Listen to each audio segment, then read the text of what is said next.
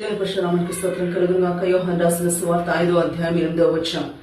యేసు, నీవు లేచి నీ పరుగెత్తుకొని నడుమని వానితో చెప్పగా వెంటనే వాడు స్వస్థత నుండి తన పరుగెత్తుకొని నడిచిన. అవును ప్రియులారా, బెతెస్దా కోనేటి దగ్గర 38 సంవత్సరాల నుంచి రోగస్తుడు ఉండగా అనేకులు స్వస్థపడుతున్నాడు. కానీ ఈయన మాత్రం 38 సంవత్సరాల నుంచి ఎవరు కూడా ఈయన తీసుకెళ్లి కోనేటిలో ముంచేవారు లేదు కాబట్టి అనారోగ్యంతో అలా ఉన్నాడు. కానీ ఈయన పరిస్థితి చూసిన దేవుడు యేసయ్య ఆయన స్వయంగా వచ్చి ఆయన ఒక మాట చెప్పిన వెంటనే 38 సంవత్సరాల నుంచి ఉన్న రోగము విడిచి ఆయన ఆరోగ్యవంతుడయ్యాడు.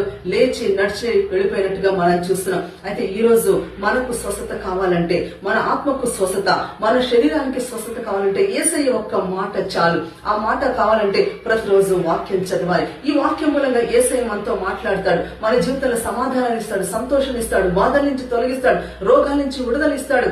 మనకు కూడా ఆరోగ్యాన్ని, ఆయుష్ని, సమాధానాన్ని ఇచ్చి మనం కూడా ఈ లోకంలో అనేకులకి మాదిరిగా సాక్షులుగా జీవించాలంటే యేసయ్య మాట మనము వినాలి. ప్రతిరోజు కూడా వాక్యాన్ని విందాము, ధ్యానిద్దాము, మన జీవితంలో స్వస్థతలు, ఆశీర్వాదాలు పొందుకుందాం. దేవుడి వాక్యాన్ని దీవించును గాక. ఆమేన్.